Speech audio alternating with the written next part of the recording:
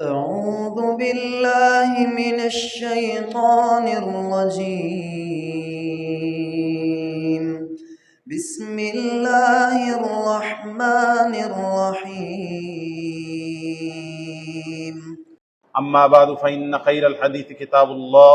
وخير الهدي هدي محمد صلى الله عليه وعلى آله وسلم وشر الأمور محدثاتها وكل محدثة بدعة وكل بدعة ضلالة۔ ہر قسم کی حمد و ثنا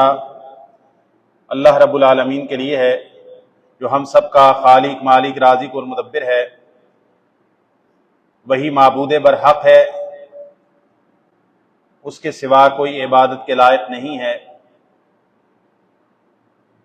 اور پھر لاکھوں کروڑوں درود و سلام ہوں اس ہستی اقدس و مقدس پر کہ جن کا نام نامی اسم گرامی محمد الرسول اللہ صلی اللہ علیہ وعلی آلہ وسلم ہے۔ دین اسلام میں نبی کریم صلی اللہ علیہ وسلم کی ذات گرامی کے بعد صحابہ کرام اہل بیت علیہم الرضوان میں بہت ساری ایسی نامور ہستیاں ہیں جنہوں نے دین اسلام کے لیے قربانیاں دی ہیں،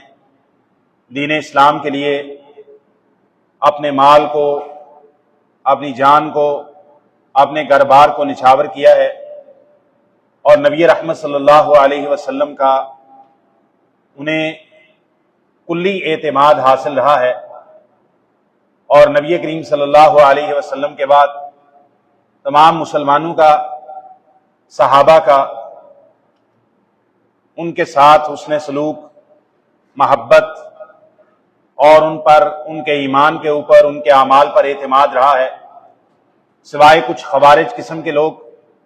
اور بدتینت قسم کے لوگ، اوباش قسم کے لوگ اور نو عمر فتنہ پرور اور فتنہ باز لوگوں کے علاوہ باقی ساری امت ان لوگوں کا، ان ہستیوں کا حیا کرتی ہے۔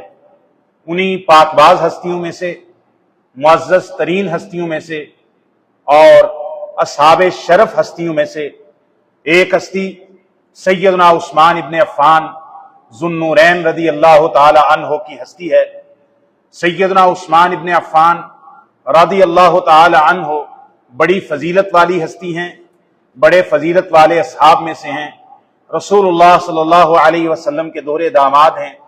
سیدنا عثمان ابن عفان اپنے خاندانی نسب کے اعتبار سے، اپنے حسب کے اعتبار سے بڑی ہی اعلیٰ نسبی اور حسبی نسبت رکھتے ہیں۔ سیدنا عثمان ابن عفان رضی اللہ تعالیٰ عنہ کا نسب عثمان ابن عفان ابن ابی العاص ابن امیہ ابن عبد شمس ابن ہاشم ابن عبد شمس ابن عبد مناف ابن قصی ابن کلاب ابن مرہ القرشی ہیں۔ سیدنا عثمان ابن عفان رضی اللہ تعالیٰ عنہ بنو امیہ میں سے ہیں۔ سیدنا عثمان ابن عفان رضی اللہ تعالیٰ عنہ کا نسب نامہ عبد مناف دادا میں جا کے رسول اللہ صلی اللہ علیہ وسلم سے مل جاتا ہے۔ عبد مناف میں جا کے رسول اللہ صلی اللہ علیہ وسلم اور سیدنا عثمان ابن عفان کا نسب نامہ ایک ہو جاتا ہے۔ سیدنا عثمان ابن عفان رضی اللہ تعالیٰ عنہ کی جو والدہ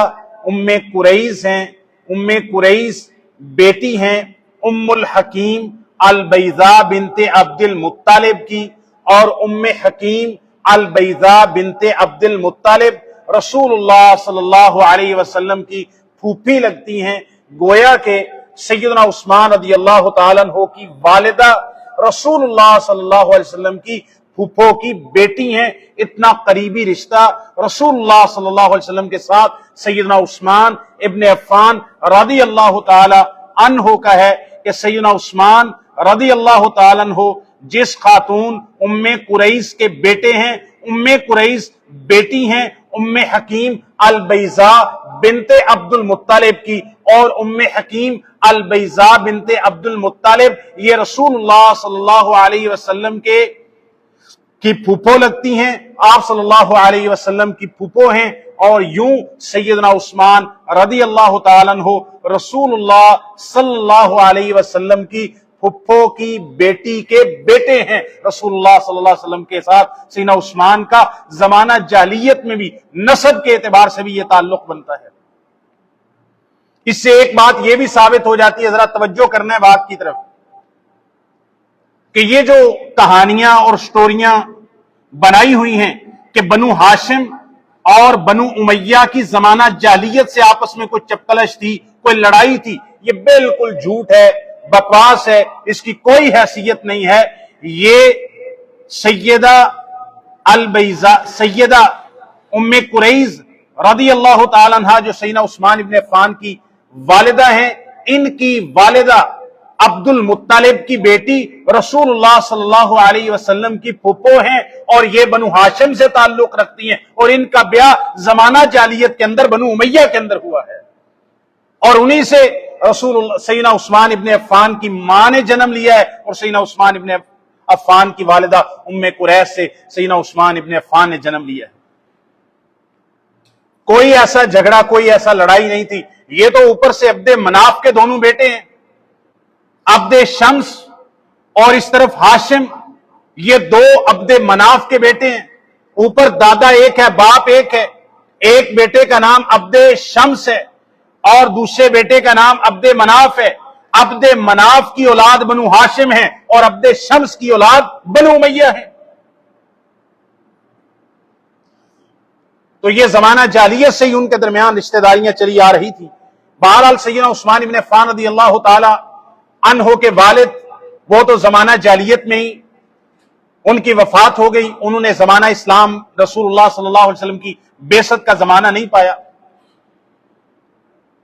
باقی رہی ان کی والدہ ام قریظ، انہوں نے رسول اللہ صلی اللہ علیہ وسلم کی بعثت کو پایا، آپ صلی اللہ علیہ وسلم پر اسلام لائیں، اپنی بیٹی ام کلثوم بنت ولید کے بعد انہوں نے ہجرت کی۔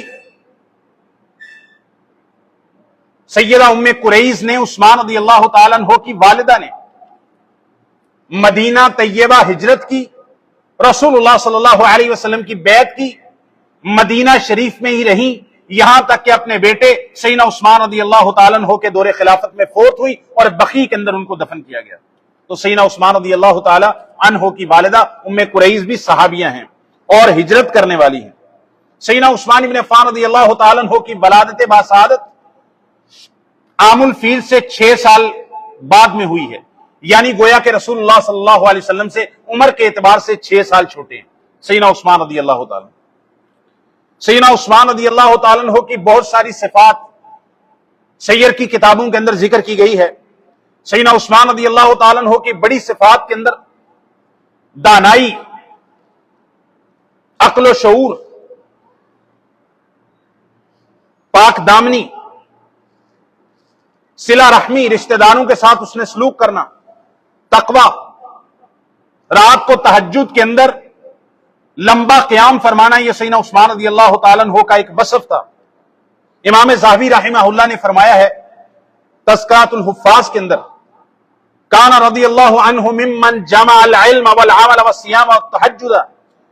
والاتقان والجہاد فی سبیل اللہ وصلۃ الرحم۔ سیدنا عثمان رضی اللہ تعالیٰ عنہ ان بزرگ ہستیوں میں سے تھے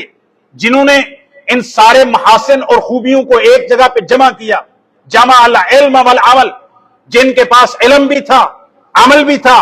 اور نفلی روزوں کی کثرت بھی تھی، رات کی تہجد بھی تھی، اور دین اسلام کے اوپر پختگی بھی تھی، والجہاد فی سبیل اللہ، اللہ کے راستے کے اندر غزوات اور جہاد میں بھی شریک ہوئے، وصلۃ الرحم، صرف اللہ تعالیٰ کے حقوق نہیں بلکہ لوگوں کے ساتھ بھی اس نے سلوک کرنے والے، اپنے رشتہ داروں کے ساتھ بڑا ہی زیادہ محبت کا سلوک کرنے والے تھے سیدنا عثمان ابن عفان رضی اللہ تعالیٰ۔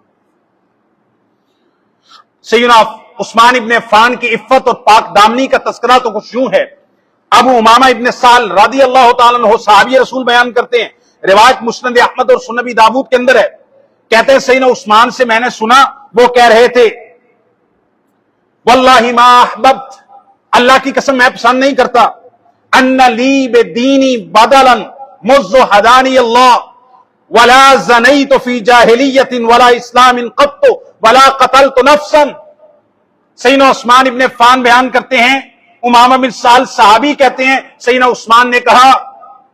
مجھے جو اللہ تعالیٰ نے جب سے دین اسلام کی ہدایت دی، اللہ کی قسم دین اسلام سے بڑھ کر دنیا کی کوئی چیز میرے لیے محبوب نہیں ہوئی کہ دین اسلام کے بدلے میں مجھے دنیا کی کوئی دولت مل جائے اور میرا اسلام مجھ سے چھن جائے۔ اسلام سے بڑھ کر میرے لیے کوئی چیز محبوب نہیں ہے۔ وَلَا زَنَيْتُ فِي جَاهِلِيَّةٍ، اسلام تو بڑے شرف کی بات ہے۔ عثمان اتنے پاک دامن تھے کہ زمانہ جاہلیت کے اندر بھی میں نے کبھی بدکاری اور زنا نہیں کیا ہے۔ اور وَلَا قَتَلْتُ نَفْسًا، زمانہ جاہلیت کے اندر بھی میں نے کسی معصوم بے گناہ کا قتل نہیں کیا اپنے ہاتھ سے۔ زمانہ جاہلیت کے اندر، زمانہ اسلام کے اندر کبھی بدکاری نہیں کی، کسی معصوم جان کو قتل نہیں کیا۔ سیدہ عائشہ رضی اللہ تعالیٰ عنہا فرماتی ہیں، یہ سنن لابن ابی عاصم کے اندر صحیح یا حسن سند کے ساتھ موجود ہے، کہتے ہیں سیدہ عائشہ کہتی ہیں ابو بکر رضی اللہ تعالیٰ عنہ نے زمانہ جاہلیت میں بھی کبھی شعر نہیں کہا، اور دو بندے ایسے تھے زمانہ جاہلیت میں جنہوں نے اسلام سے پہلے بھی اپنے اوپر شراب کو حرام کر رکھا تھا۔ ایک سیدنا ابو بکر رضی اللہ تعالیٰ عنہ تھے اور دوسرے عثمان رضی اللہ تعالیٰ عنہ، جنہوں نے زمانہ جاہلیت میں بھی کبھی شراب کو ہاتھ نہیں لگایا۔ سیدنا عثمان ابن عفان رضی اللہ تعالیٰ عنہ کے بارے میں سیدہ عائشہ رضی اللہ تعالیٰ عنہ نے فرمایا کان عثمان اتقاہم للرب واحسنہم للفرج واوصلہم للرحم۔ فضائل صحابہ امام احمد ابن حنبل نے صحیح سند کے ساتھ نقل کیا کہ سیدہ عائشہ فرماتی ہیں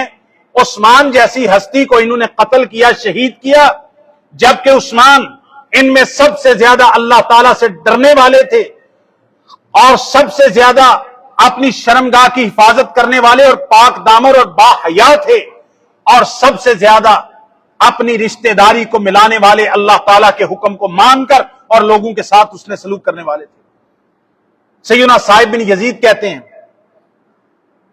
سیدنا عثمان رضی اللہ تعالیٰ عنہ رات کو تہجد میں اتنا قرآن پڑھتے تھے۔ فتح الباری کے اندر اور قیام اللیل محمد بن نصر المروزی نے اس کو نقل کیا ہے، اور فتح الباری نے، حافظ ابن حجر نے فتح الباری کے اندر شرح صحیح بخاری میں اس کی سند کو جید قرار دیا ہے۔ صاحب بن یزید کہتے ہیں سیدنا عثمان رضی اللہ تعالیٰ عنہ نے ایک رات، ساری رات قیام کے اندر ایک رکعت میں مکمل قرآن مجید تلاوت کر دیا تھا۔ اتنی قرآن مجید کی تلاوت رات کو تہجد میں کرنے والے، اتنی قرآن سے محبت تھی، اور اس محبت کا اثر ان کی شہادت کے وقت بھی نظر آئے گا جب میں آخر میں تذکرہ کروں گا۔ محمد ابن سیرین کبار تابعین میں سے وہ بیان کرتے ہیں کہ سیدنا عثمان رضی اللہ تعالیٰ عنہ کو جب شہید کیا گیا تو ان کی بیوی نائلہ الفراسیہ نے کہا، انہوں نے کہا ظالموں، تم نے عثمان ابن عفان کو قتل کر دیا، وَإِنَّهُ لَيُحْيِي اللَّيْلَ كُلَّهُ، ساری رات جاگ کے قیام کے اندر تہجد میں رب کی عبادت کرنے والا تو اس ہستی کو تم نے شہید کر دیا۔ ایک رکعت کے اندر، کبھی ایک رکعت کے اندر سیدنا عثمان رضی اللہ تعالیٰ عنہ سارا قرآن مجید ایک رکعت کے اندر قیام تہجد میں کھڑے ہو کے تلاوت فرما دیتے تھے۔ یہ طبقات ابن سعد کے اندر روایت ہے۔ عبداللہ بن مبارک رحمہ اللہ نے اس کو کتاب الزہد کے اندر نقل کیا ہے۔ ابن کثیر نے اپنی تفسیر ابن کثیر میں نقل کیا ہے، وہ حسن اسنادہ، اور اس کی سند کو حسن قرار دیا ہے۔ اتنا قرآن پڑھنے والے تھے سیدنا عثمان رضی اللہ تعالیٰ عنہ، یہ ان کی صفات اور حسنات اور اوصاف حمیدہ کے اندر آتا ہے۔ سیدنا عثمان رضی اللہ تعالیٰ عنہ آخرت کا ذکر کرتے تو اتنے اللہ تعالیٰ کا خوف اور آخرت کا ڈر اتنا تھا۔ ہانے بیان کرتے ہیں جو سیدنا عثمان رضی اللہ تعالیٰ عنہ کے آزاد کردہ غلام ہیں، کہتے ہیں سیدنا عثمان ابن عفان رضی اللہ تعالیٰ عنہ اذا وقف علی قبر یبکی، جب سیدنا عثمان رضی اللہ تعالیٰ عنہ کسی قبر کے اوپر آتے، قبرستان آتے، کسی قبر پر رکتے، اتنا روتے حتی تبل لحیتہ، یہاں تک کہ رو رو کے سیدنا عثمان رضی اللہ تعالیٰ عنہ کی داڑھی مبارک بھیگ جایا کرتی تھی۔ ان سے کہا گیا تذکر الجنت والنار ولا تبکی وتبکی من ھذا، عثمان ابن عفان سے پوچھا گیا آپ جنت اور جہنم دونوں کا تذکرہ کرتے ہیں لیکن اتنا نہیں روتے، لیکن جب قبر کا تذکرہ آتا ہے، یہ قبر کے سامنے آتے ہیں یا کسی قبر پہ آتے ہیں، آپ قبرستان آتے ہیں قبر کی زیارت کے لیے،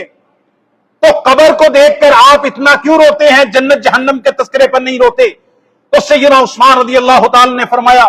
میں نے اللہ کے پیارے رسول صلی اللہ علیہ وسلم کو سنا تھا، آپ صلی اللہ علیہ وسلم نے فرمایا ان القبر اول منازل الاخرہ، یہ قبر آخرت کی گھاٹیوں اور منازل میں سے پہلی منزل ہے، اگر بندہ اس کے اندر خلاصی پا گیا، قبر کے عذاب اور سختیوں سے بچ گیا، تو پھر قیامت کے بعد والا معاملہ بھی خلاصی والا، آسانی والا ہوگا۔ اگر یہاں پر سختی آ گئی تو اگلا معاملہ اس سے زیادہ سخت ہو جائے گا، کیونکہ نبی کریم صلی اللہ علیہ وسلم نے فرمایا تھا کہ قبر پہلی منزل ہے، یہ پہلی گھاٹی ہے، یہ پہلا پڑاؤ ہے، اس لیے میں قبر کا جب تذکرہ آتا ہے تو میں زیادہ روتا ہوں۔ یہ سیدنا عثمان رضی اللہ عنہ کا زہد ہے، یہ ان کا تقوی ہے، یہ آخرت کا ڈر ہے، یہ آخرت کو یاد کر کے رونا ہے۔ سیدنا عثمان رضی اللہ تعالیٰ عنہ ایسے ہی تھے، یہ مسند احمد اور جامع ترمذی اور سنن ابن ماجہ کے اندر حدیث صحیح سند کے ساتھ موجود ہے۔ سیدنا عثمان رضی اللہ عنہ مسجد میں قیلولہ کر لیا کرتے تھے،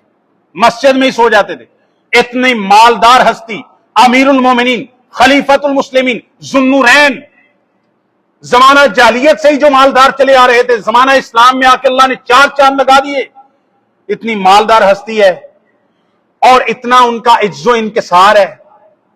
اتنی ان کے اندر زہد ہے کہ نماز پڑھی، ظہر کی نماز پڑھی مثال کے طور پر، اور مسجد کے اندر ہی لیٹ کے وہیں قیلولہ فرما لیا۔ کوئی تکبر نہیں ہے، کوئی فخر نہیں ہے، کوئی بڑائی جتانا نہیں ہے۔ ہاں صاحب میں یہ بات بھی کہہ دوں، آج کل مساجد کو ہم نے، کچھ مساجد کے بارے میں نے دیکھا 20 منٹ کے لیے کھلتی ہے، بس 10 کروڑ روپیہ مسجد لایا تھا 20 منٹ بعد کھل دیے۔ یار کی ہو گیا یار، یہ کی دیکھنا پہ رہا سامنے۔ جن مساجد کے اندر بچے حفظ کرتے ہیں تو وہ مجبوری ہے، وہاں کھلی رہنی چاہیے۔ نماز پڑھنے کے لیے آتے ہیں، اذان ہوتی ہے، دروازہ کھلتا ہے، اور جب نماز ختم ہوتی ہے اس کے 5 منٹ بعد تالا لگ جاتا ہے۔ 5 ٹائم 20 منٹ واسطے کھلنی ہے مسجد، تسی ٹوٹل 24 گھنٹے 1.5 گھنٹہ کر لو۔ پھر کہتے ہیں چوریاں وغیرہ ہوتی ہیں، میں مانتا ہوں، مسجد کے اوپر 10 کروڑ روپیہ اس کی ٹائلوں پتھروں پہ لگایا جا سکتا ہے، تے باہر ایک ملازم خادم نہیں رکھا جا سکتا کہ مسجد فجر سے لے کر ظہر تک درمیان میں کوئی نماز نہیں آتی، بند کر دیں آپ۔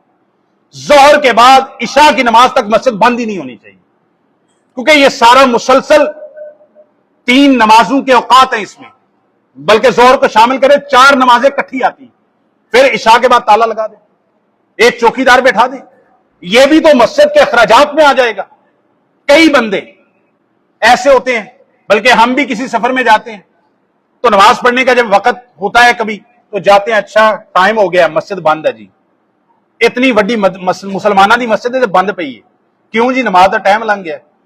تسی آمنا سی تے 1 بجے جماعت سی، اس وقت آ سکتے جی، 1:15 بجے آؤ گے تو تانوں مسجد ساڈی بھی جگہ نہیں لبے دی۔ ایک کام ٹھیک ہے دسو، یہ نہیں کام ٹھیک، مسجدوں کو کھول کے رکھو، زور سے لے کے عشاء تک مسجد بند نہیں ہونی چاہیے، جو بندہ مسافر آئے نماز پڑھے۔ باقی مسجد کی حفاظت، اس کی چیزوں کی حفاظت، اس میں صفائی ستھرائی، یہ مسجد کے ساتھ اللہ کے حکم کے مطابق یہ مسجد کا حق ہے، اس حق کو دینے کے لیے ڈیوٹی لگائی جا سکتی ہے، پہرے دار بٹھایا جا سکتا ہے، خادم کی یہ ڈیوٹی لگائی جا سکتی ہے۔ ایک بندہ صرف تنخواہ پر اس لیے مامور ہو کہ ظہر سے لے کر عشاء تک ہماری مسجد کو تالا نہیں لگے گا، ایک بندہ ڈیوٹی دے گا، تو اس بندے کو اس کام کی تنخواہ دے دیں گے۔ بہرحال تو یہ مساجد کے اندر یہ بھی ہے، مسجد نبوی میں سیدنا عثمان ابن عفان قیلولہ فرما لیا کرتے تھے۔ قیلولہ کہتے ہیں ظہر سے پہلے یا ظہر کے بعد دوپہر کے وقت تھوڑی دیر کے لیے استراحت فرمانا، لیٹنا، چاہے اس میں نیند نہ بھی ہو، بہرحال یہ بہت ضروری ہے، یہ کرنا چاہیے، یہ صحت کے لیے بھی بہت اچھا ہے، نبی پاک کی سنت ہے۔ ہمارے استاد کہتے تھے قیلولہ اس وقت دنیا میں 2 ہی بندے کرتے ہیں، یا بادشاہ قیلولہ کرتے ہیں یا مدرسے کے طالب علم قیلولہ کرتے ہیں، اور کسی نے ہن نصیب نہیں۔ کہتے ہیں یا بادشاہ قیلولہ کرتے ہیں یا مدرسے کے طالب علم قیلولہ کرتے ہیں، باقی سارے ڈیوٹیاں میں کما کاجل جڑے پھسے نے، قیلولہ کرن دا آدھے گھنٹے دا انہاں کو ٹائم نہیں۔ تو سیدنا عثمان ابن عفان مسجد نبوی میں قیلولہ فرمائے، اور راوی کہتے ہیں سیدنا عمر ابن خطاب رضی اللہ تعالیٰ عنہ بھی مسجد میں قیلولہ فرما لیا کرتے تھے، اور رسول اللہ صلی اللہ علیہ وسلم بھی مسجد پہ میں نے قیلولہ فرماتے ہوئے دیکھا ہے۔ یہ صحیح بخاری شریف کی حدیث ہے کہ نبی کریم صلی اللہ علیہ وسلم مسجد نبوی میں قیلولہ فرما لیا کرتے تھے۔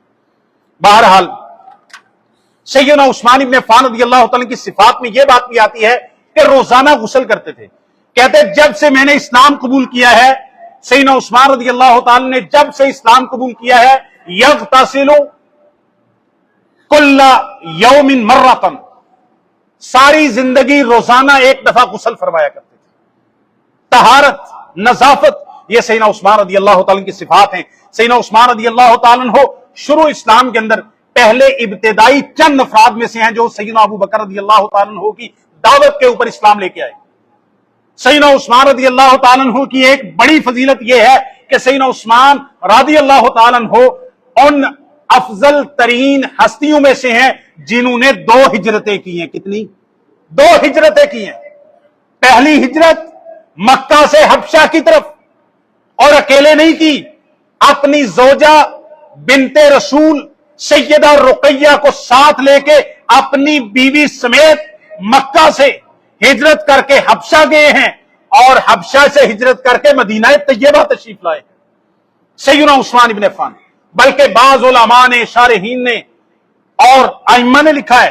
کہتے تاریخ کے اندر سیدنا عثمان دوسری ہستی ہیں جنہوں نے اپنے بیوی بچوں سمیت ہجرت کی ہے۔ پہلے سیدنا ابراہیم علیہ السلام تھے، اپنی بیوی سارہ کو لے کر، یہ پہلی ہستی ہے تاریخ میں جس نے اپنی فیملی سمیت ہجرت کی ہے، اور دوسری ہستی سیدنا عثمان ابن عفان کی ہے جنہوں نے مکہ سے حبشہ اپنی بیوی کو ساتھ لے کر ہجرت کی، گھر بار چھوڑ کے چلے گئے۔ وہاجر الہجرتین، دونوں ہجرتیں کی ہیں، مکہ سے حبشہ کی ہجرت بھی کی ہے، اور پھر حبشہ سے مدینہ کی ہجرت بھی کی ہے سیدنا عثمان ابن عفان رضی اللہ تعالیٰ عنہ۔ 2 ہجرتیں کرنے والے ہیں۔ ان کی ایک فضیلت تو یہ ہے، جو دنیا جہان کے اندر جب سے اللہ تعالیٰ نے زمین و آسمان کو بنایا، معلوم ہی نہیں ہے، کسی اور کے لیے ثابت ہی نہیں ہے یہ والی فضیلت کہ کسی بھی نبی کی 2 بیٹیاں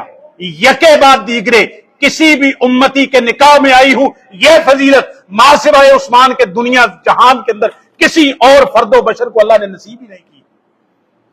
کہ نبی پاک کی 2 بیٹیاں۔ یہ پہلے کسی نبی کی، کسی امتی کے لیے نہیں ہوا کہ کسی نبی کی 2 بیٹیاں، پہلے ایک، پھر اس کی وفات کے بعد دوسری بیٹی،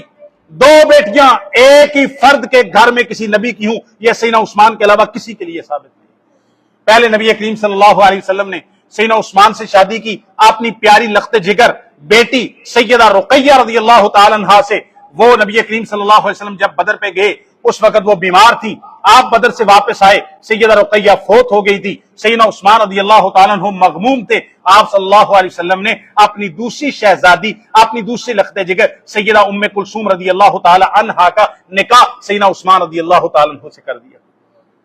اور وہ 9 ہجری میں جا کر فوت ہوئی ہیں سیدہ ام کلثوم رضی اللہ تعالیٰ عنہ۔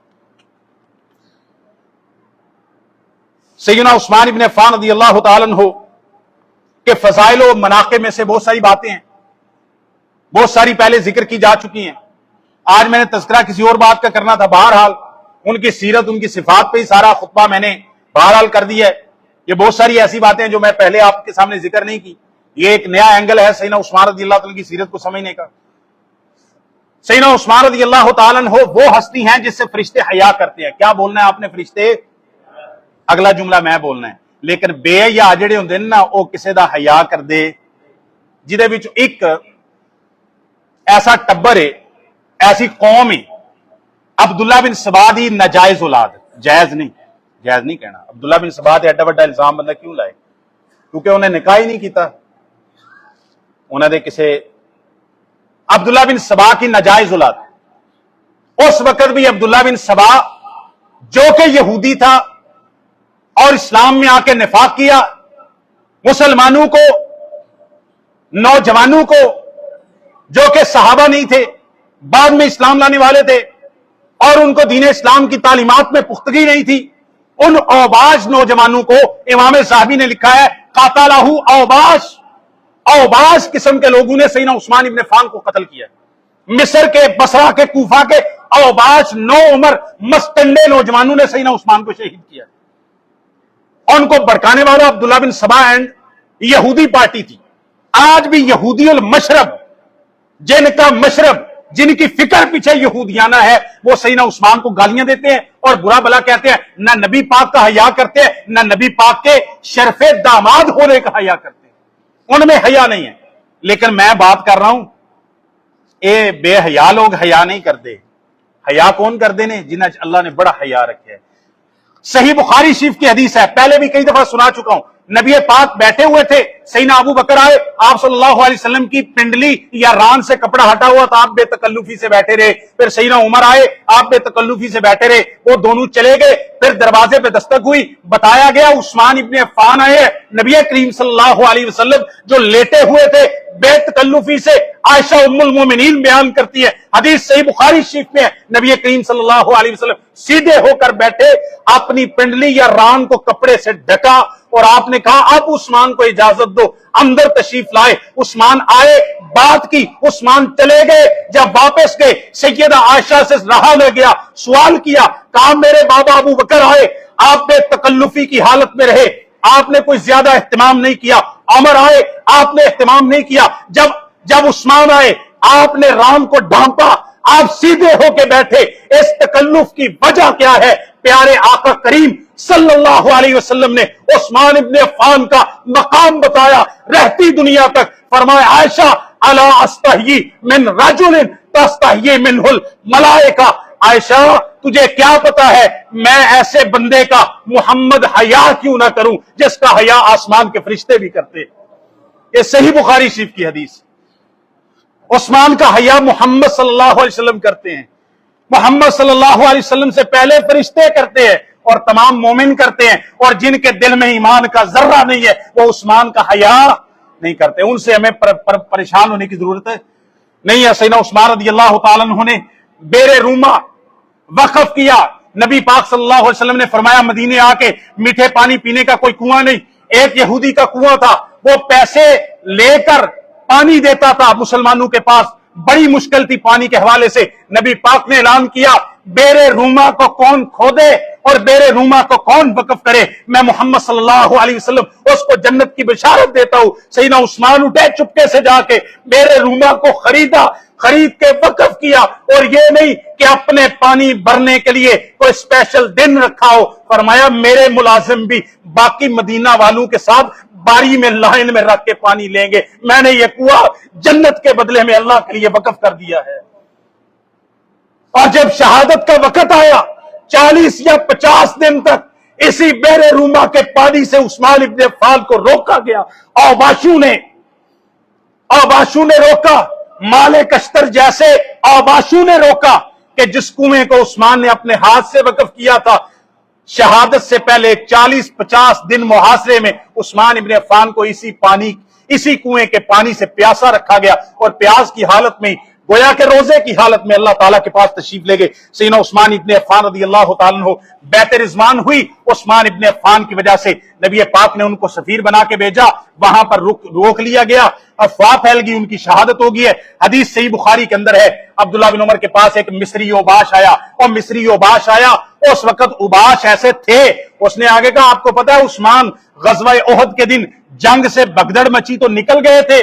فرمایا میں جانتا ہوں، کہا آپ کو پتا ہے بیعت رضوان میں شریک نہیں تھے، کہا ہاں میں جانتا ہوں، آپ کو پتا ہے غزوہ بدر میں نہیں تھے، اس نے اللہ اکبر کا، اس اوباش مستنڈے خارجی نے نعرہ لگایا۔ عبداللہ بن عمر حج کا موقع ہے، کعبے کی سائے میں بیٹھے ہیں، بخاری شریف کی حدیث ہے، سیدنا عبداللہ بن عمر نے اس کا ہاتھ پکڑ کے کہا یہاں بیٹھو، کہا عثمان رضی اللہ عنہ کا احد کے دن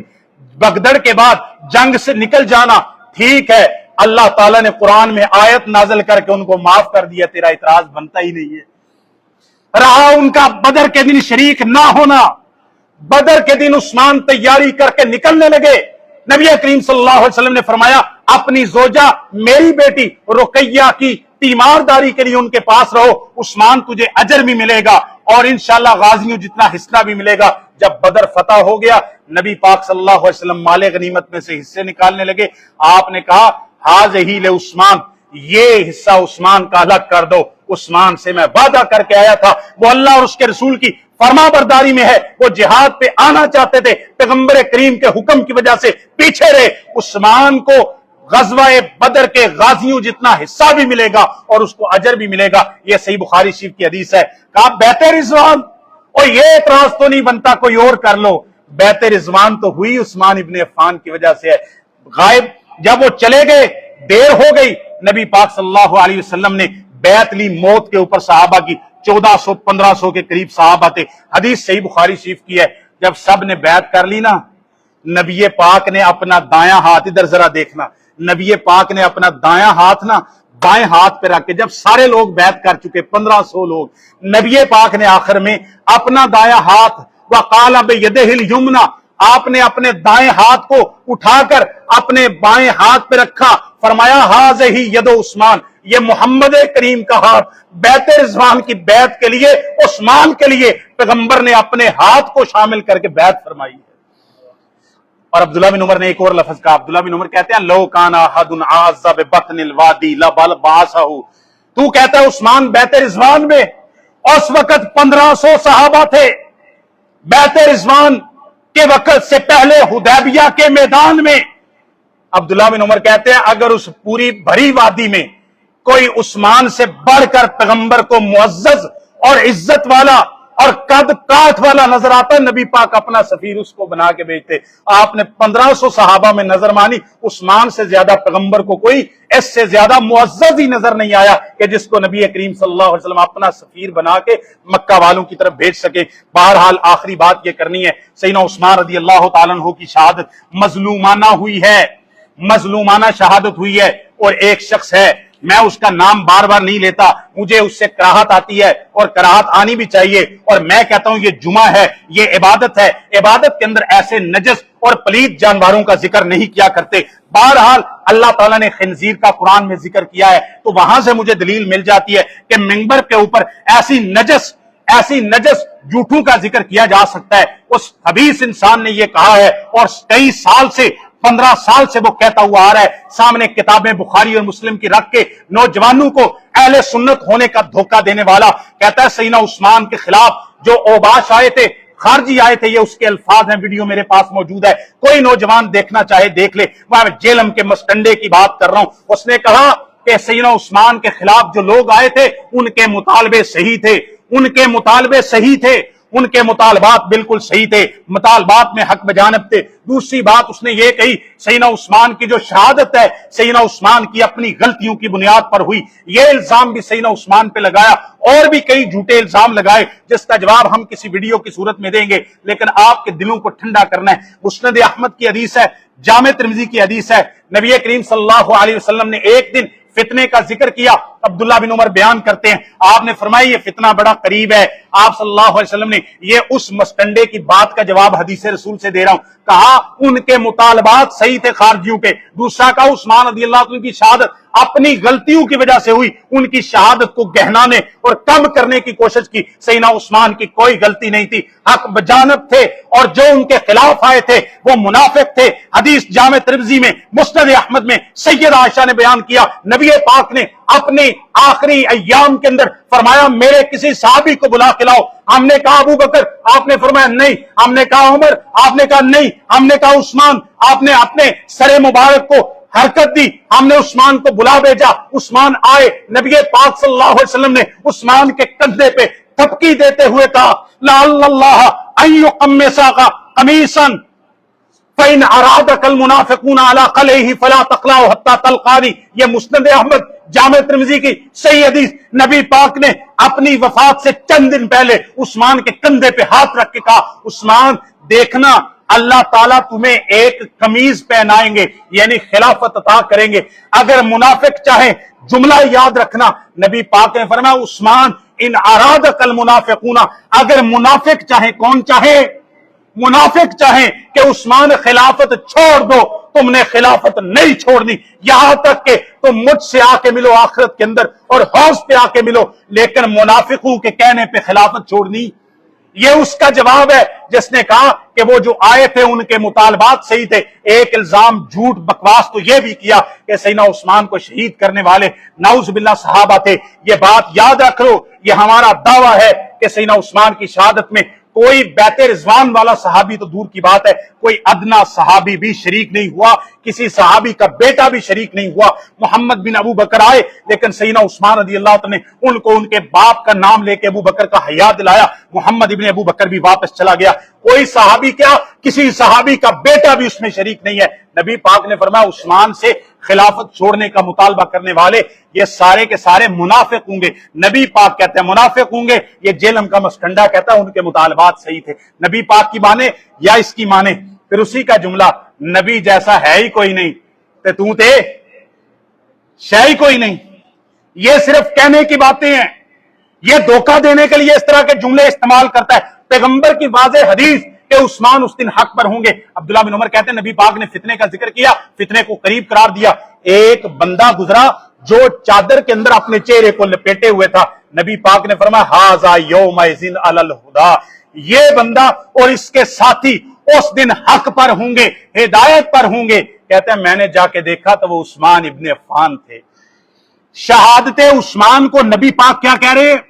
کہ یہ اس دن ہدایت پر ہوگا، اور یہ کہتا ہے عثمان کی اپنی غلطیوں کی وجہ سے شہادت ہوئی۔ نہیں بھائی، اوباش تھے، اوباشوں نے اگر یہ کہا جائے تو پھر یہ کیا کہا جائے گا؟ کیا اس کے جواب میں کل کو کوئی ناسبی کہے گا کہ حضرت علی کی شہادت ان کی اپنی غلطیوں کا نتیجہ تھا، حضرت عثمان کی شہادت ان کی اپنی غلطیوں کا نتیجہ تھا؟ بھائی شہادت ان کی غلطیوں کا نتیجہ کیسے ہو سکتی ہے؟ صحیح بخاری کی حدیث ہے، نبی پاک احد پہاڑ پہ چڑھے، احد پہاڑ نے ہلنا شروع کر دیا جیسے زلزلہ آ گیا، نبی پاک نے پاؤں مار کے کہا اثبت احد، اے احد پہاڑ ٹھہر جا، انما علیک نبی و صدیق و شہید، اس وقت تیرے اوپر اللہ کے نبی ہیں، ایک صدیق ہے ابو بکر صدیق تھے، اور تیرے اوپر شہید ہیں۔ اس وقت سیدنا عمر اور سیدنا عثمان رضی اللہ تعالیٰ عنہ اور ایک روایت کے مطابق سیدنا علی رضی اللہ تعالیٰ عنہ بھی ساتھ تھے۔ تو آپ نے فرمایا احد کس بات کے لیے تو ہلتا ہے؟ تیرے اوپر اللہ کا نبی ہے، صدیق ہے، شہید ہیں، وہ شہید سیدنا عثمان بھی ہیں، وہ شہید سیدنا عمر بھی ہیں، وہ شہید سیدنا علی رضی اللہ تعالیٰ عنہ بھی ہیں۔ عثمان وہ ہیں جن کی شہادت کی خبر رسول اللہ صلی اللہ علیہ وسلم اپنی زبان سے دے گئے۔ عثمان مظلوم شہید ہیں، تاریخ اسلام کے اندر عثمان سے زیادہ مظلومانہ شہادت کسی کی نہیں ہوئی۔ سیدنا عثمان کے بارے میں ہمارا دل ٹھنڈا ہے، ہر مسلمان کا دل ٹھنڈا ہے۔ پیغمبر جب دنیا سے گئے عثمان سے راضی گئے، آخری وقت میں جس سے سرگوشی کی وہ عثمان ابن عفان ہے، اس کو صبر کی تلقین کر کے گئے۔ عثمان ڈٹے رہنا، منافقوں کو کہنے پر خلافت کو ترک نہ کرنا، عثمان ڈٹے رہے۔ لوگوں نے کہا خلافت چھوڑ دو، عثمان نے کہا نبی پاک نے مجھ سے ایک عہد لیا تھا، میں جان دے دوں گا، صبر کروں گا، لیکن پیغمبر کے عہد کو کہ خلافت نہیں چھوڑ دی، میں ترک نہیں کروں گا۔ اللہ تعالیٰ راضی ہو جائے عثمان ابن عفان رضی اللہ تعالیٰ عنہ سے، تمام صحابہ سے، تمام اہل بیت سے۔ اللہ تعالیٰ ہمیں ان سے محبت کرنے کی توفیق عطا فرمائے، اور ایسے لوگ، ایسے اوباش قسم کے لوگ جنہوں نے اس دور میں شہید کیا تھا، اللہ ان پہ بھی لعنت کرے۔ اور آج کے دور کے اوباش جو سیدنا عثمان اور صحابہ کے اوپر لعنت ملامت کرتے ہیں، چاہے وہ کسی بھی چہرے میں چھپے آئیں، چاہے سنی کے چہرے میں، چاہے شیعہ کے صوبے میں، اللہ تعالیٰ ان پہ بھی لعنت کرے۔ اگر ہدایت ان کی قسمت میں ہے اللہ ان کو ہدایت دے، اگر ہدایت نہیں ہے تو اللہ تعالیٰ ان کے ساتھ وہی سلوک کرے جو اللہ تعالیٰ اپنے ولیوں کے خلاف آنے والوں کا سلوک کرتے ہیں۔ عثمان اللہ کا ولی ہے، جو اس کے خلاف بکواس کرے گا اللہ تعالیٰ اس کو عذاب میں مبتلا کرے گا۔ اللہ تعالیٰ ہمیں عمل کی توفیق عطا فرمائے۔ اعوذ باللہ من الشیطان الرجیم، بسم اللہ الرحمن الرحیم۔